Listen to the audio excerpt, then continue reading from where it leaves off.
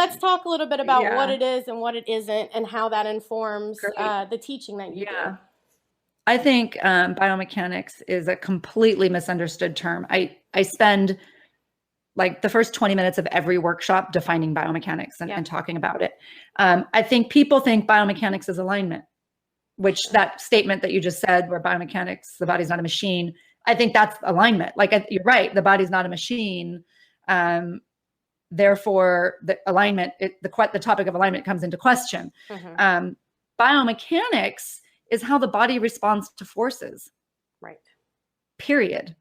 Like, force, like that means muscle contractions, that produces force, right? That means it means gravity.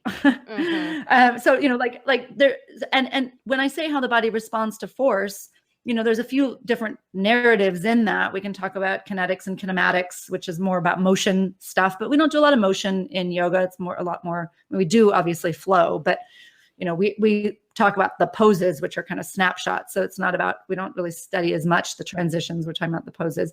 So it's really about, in that shape that we're holding, what are the forces on the knee joint? What are the forces on the bones? Are the ground reaction forces on the bones strong enough to improve bone density? That's biomechanics.